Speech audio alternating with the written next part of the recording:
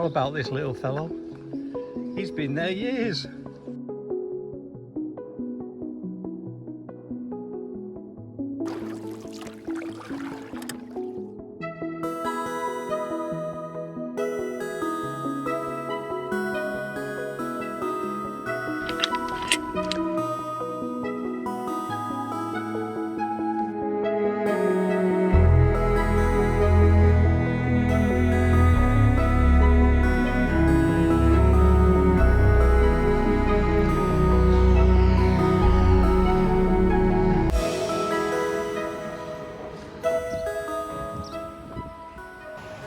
Hi folks, so where am I today? I'm actually in Borrowdale and I'm stopping at the YHA in Borrowdale in a lamb pod, which is a new experience to me. I'll just share you a little bit of that so you can judge for yourself if you ever want to stay. And the reason I'm in Borrowdale is I've calculated it's probably about halfway on the Cumbria Way. Now, having done it 3 times from south to north, north to south, mountain route, I thought it was about time I shared this route with you, so maybe I could tempt you to attempt this trail. I can highly recommend it. A little bit about the characteristics and background of the route. So it actually, for most people, starts in Ulverston in South Cumbria and finishes in Carlisle, which is kind of like the city of Cumbria. And it's 73 miles long and roughly about 11,000 feet of ascent in total.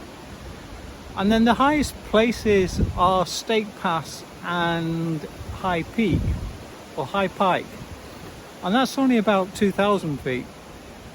Majority of the time it's actually spending in the valleys of Cumbria, so no real, other than the 2 places I mentioned, nothing really big to climb.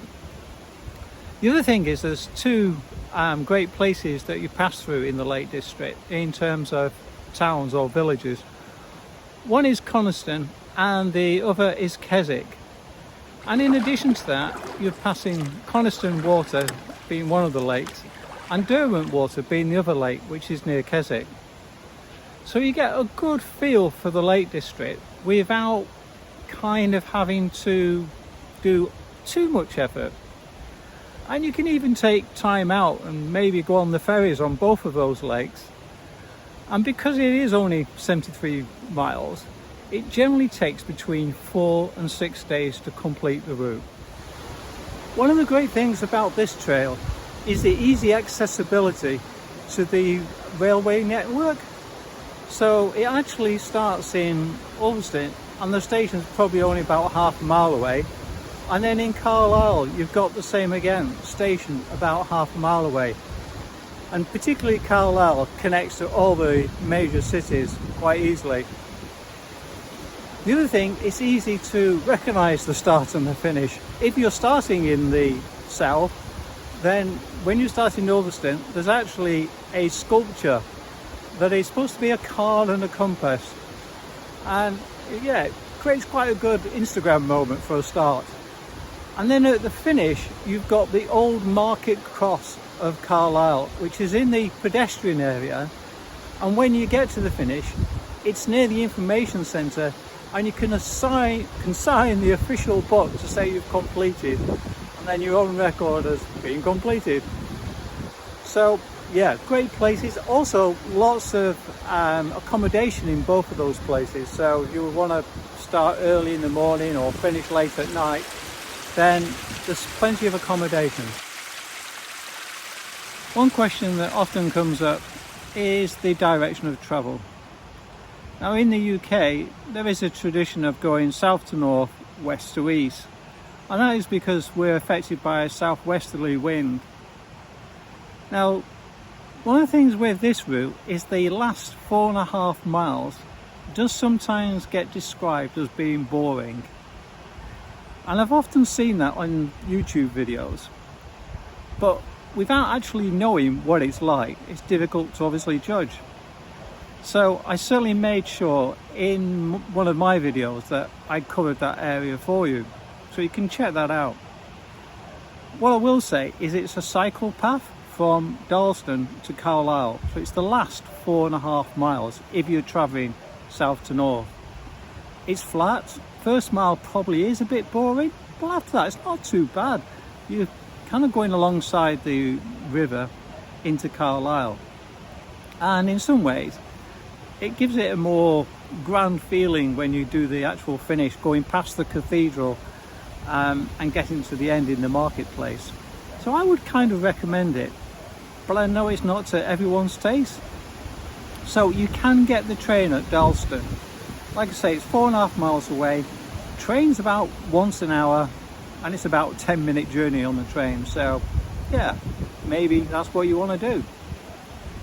And so some people decide they do it north to south, possibly cutting out the boring bit and just getting the train to there. I actually prefer doing the whole thing. Now there has been something fairly recently where there's been roadworks cutting across the cycle path, so you just need to check with the council, or I think you can also check on the Lake District National Parks website as well. But yeah, I think it's cleared now, but worth checking. Okay, what's next? Another obvious question is navigation, and I'm afraid there's not that many official signs, and there are quite a few unofficial signs that mainly farmers have provided to obviously hope to avoid their land or their farmyard. And I think the other thing is to note is signage is mainly pointing in a south to northerly direction as well. So you definitely are going to be dependent on the map that you can possibly use, which I have one to hand. This one, which I'll show closer.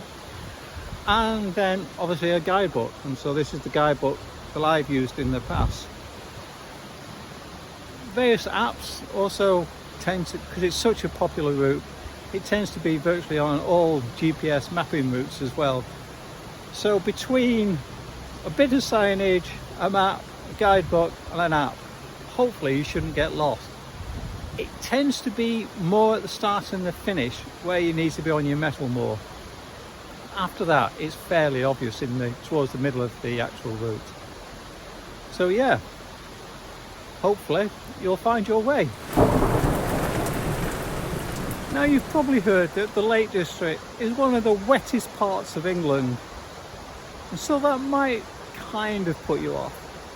But the great advantage of being where it is that the ground tends to be fairly solid in terms of either rocky or stony, and therefore the water tends to run off, which is unlike some trails I've done, which are very much going through the fields and lots of mud.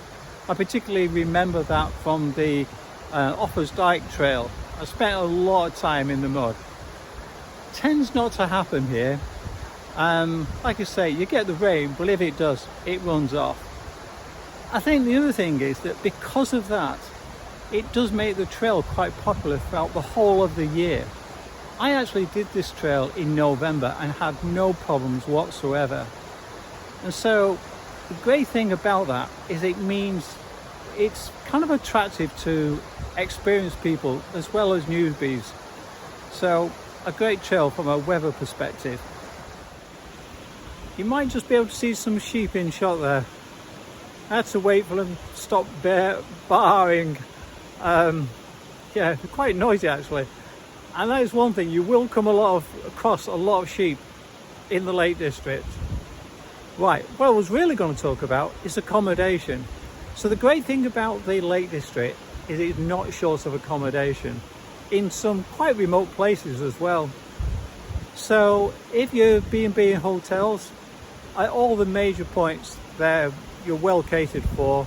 And like I say, there's some remote B&Bs and farms, so that's helpful too. However, I don't have too much experience in that regard. Mine's mainly camping and YHAs. And in fact, like I say, I'm stopping at Borrowdale, which you can use on this route. It's just slightly off route, but maybe quarter of a mile, half a mile. And I think there are about 3 others as well. Camping wise, some great campsites along the way. And then wild camping, great opportunities for wild camping. In fact, all the times I've done the Cumbria Way, I've always wild camped. And so if you're new to wild camping, this is a really good place to experience that for the first time. And of course that brings me on to the route itself. If you've not done a through hike before, with this only being 73 miles and the potential to knock a bit off at the end possibly, it's a great one to start with, particularly because of all the accommodation that's available. And in fact, the last time I did the Cumbria Way, I came across 3 sets of people that were new to through hiking. One was wild camping and one was using B&Bs. On accommodation, there is one place I just want to add, particularly if you're camping either normal or wild camping. Basically, if you've got a sleeping bag with you, one place to definitely try is Lingley Hut.